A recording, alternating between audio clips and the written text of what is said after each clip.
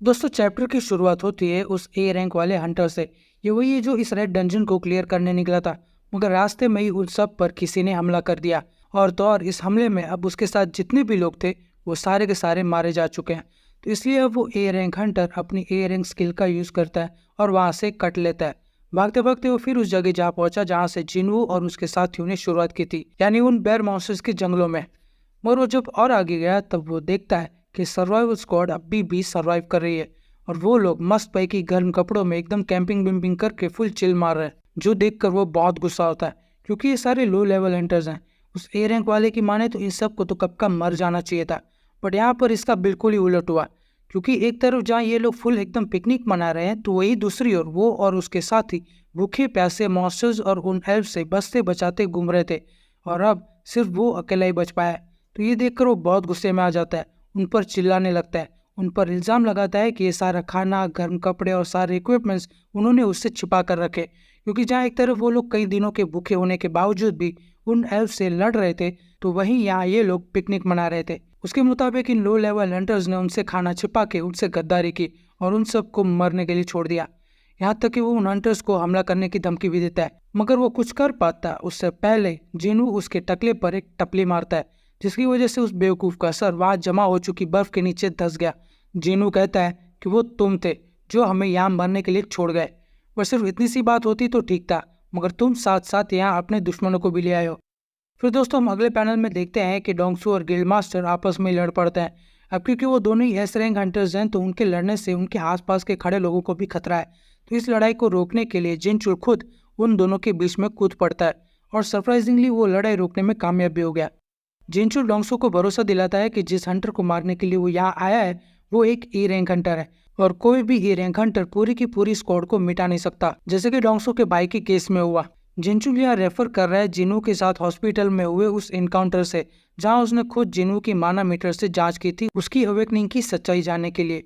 जिनचुल उसे भरोसा दिलाता है कि जिनू इतना स्ट्रांग नहीं है कि वो तुम्हारे भाई की जान ले सके। तो डोंगसू को ये शक होता है कि प्रॉब्ली वो यूजिन कंस्ट्रक्शन वाला अमीर ज़्यादा ही उसके भाई की मौत का जिम्मेदार है। दरअसल डोंगसू को सिर्फ एक वजह चाहिए किसी को भी मारने की। Basically is a big bad bully जो हमेशा मौके की तलाश में रहता है। दोस्तों हम आगे बढ़े उससे पहले मैं बता दूं कि अगर आपने डायरेक्टली इस वीडियो पर क्लिक किया है तो जान लो कि ये सोलो लेवलिंग का सेकंड पार्ट है।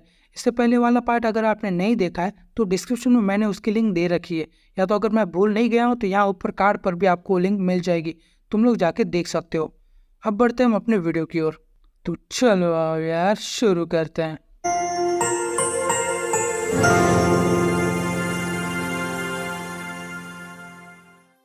जिनू कहता है कि मैं जानता हूँ कि तुम वही हो, तुम लोग खुद को मुझसे छिपा नहीं सकते। फिर तब हम देखते हैं कि वो आई सेल्फ खुद को जिनू के सामने रिवील करता है और तब हमें ये भी पता चलता है कि जिनू किसी तरह उनकी भाषा समझ सकता है। अब जिनू को भी इस बात का पता नहीं चलता अगर वो एल्फ खुद इस बात की पुष्टि नहीं करते। तो वो किसी को जिनू के सामने इंट्रोड्यूस करता है और कहता है कि ये तुमसे लड़ना चाहती है, क्योंकि उसे इस बात का एहसास था कि जिनू बाकियों की तरह कमज़ोर नहीं है। मगर वो अपनी इंट्रोडक्शन पूरी कर पाता उससे पहले जिनू तेजी से आकर उसका गला काट देता है। दोस्तों मैं नहीं जानता कि वो क्या है, मगर वो एल्फ कुछ सेंस कर लेता है। वो जिनू से कहता है कि हमारे सर के अंदर कॉन्स्टेंटली एक आवाज़ गूंजती रहती है और रैदर ऐसे ऑर्डर्स देती है जो कहती है कि इंसानों को ख़त्म कर दो, बट तुम्हारी उपस्थिति में मुझे ऐसी कोई भी आवाज़ सुनाई नहीं दे रही है। तुम कोई मामूली शख्स नहीं हो, ये बताओ कि तुम यहाँ इंसानों के बीच कर क्या रहे हो। जिनू को लगता है कि सिस्टम ने उसे एक प्लेयर बना दिया है जिसकी वजह से ये सारे रूल्स उस पर अप्लाई नहीं होते। पर फिर जिनू सिस्टम को और उन्हें सुनाई दे रही आवाज़ को आपस में कंपेयर करता है, क्योंकि हम जानते हैं कि वक्त वक्त पर सिस्टम उसे अपनी जान बचाने के लिए दूसरों को मारने के ऑर्डर्स भी देता रहता है।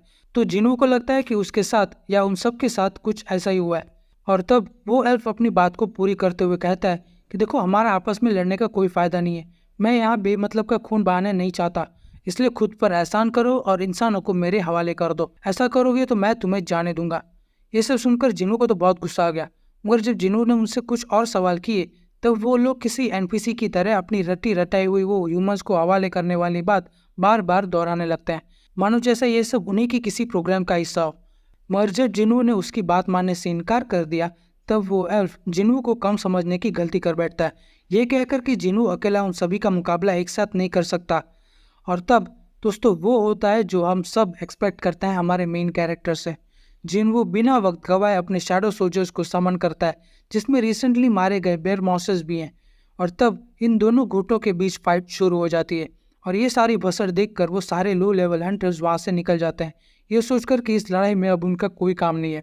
फिर दोस्तों हम आगे देखते हैं कि वो ए रैंक वाला उठ खड़ा होता है और उठने के साथ ही वो बहुत गुस्से में भी था, इतना गुस्से में कि वो जिनू की तरफ अपने हथियार उठाकर भागता है, सिर्फ इसलिए क्योंकि जिनू ने सबके सामने उसे टपली मारकर उसकी बेइज्जती की।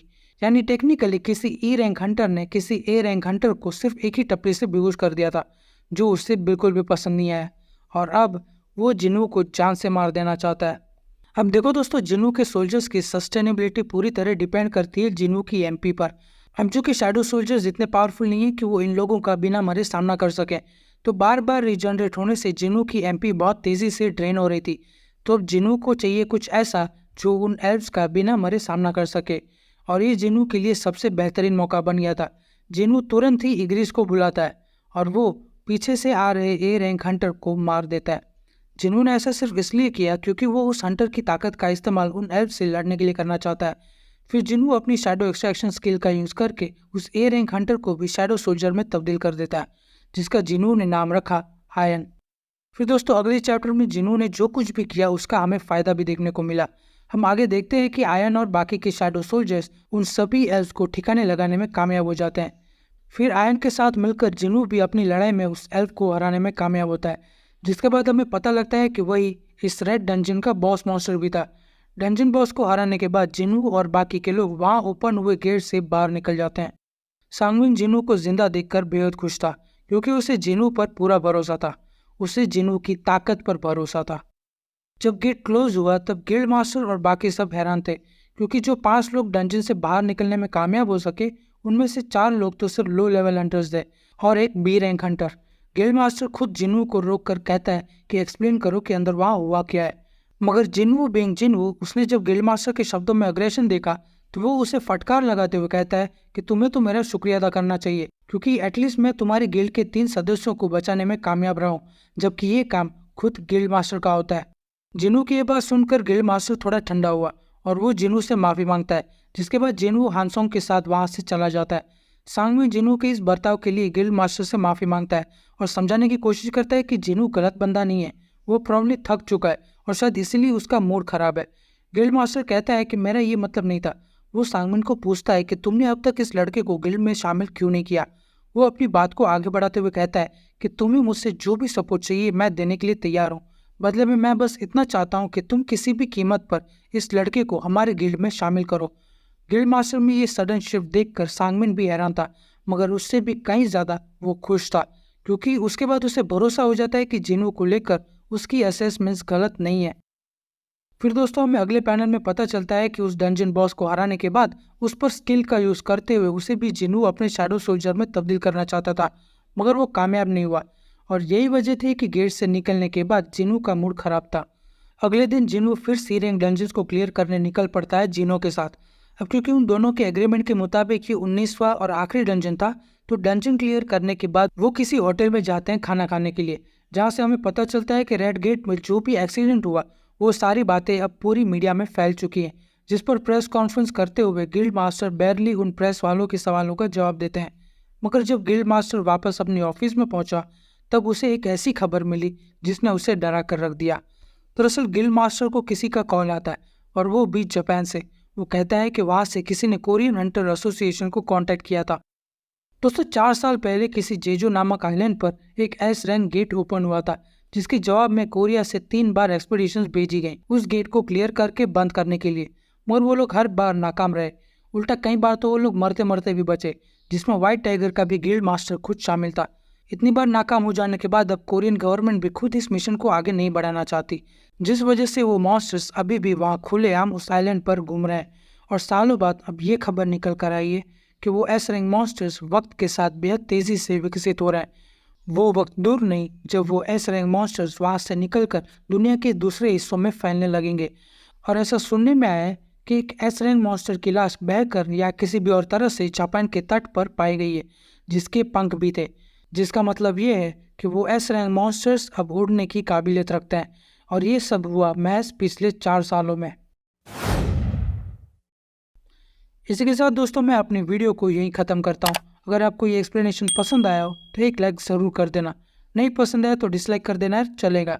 मैं मिलूँगा अब आपको अगली वीडियो में, तब तक के लिए sayonara.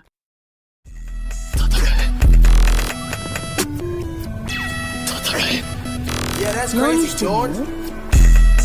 鏡に向かって話しかけてたの？ねえ、戦え、戦えって。Put my hand in the fire, my title called Liu Kang. Bitch Bruce Lane, no Spider-Man, I ain't falling for no bitch named Mary Jane.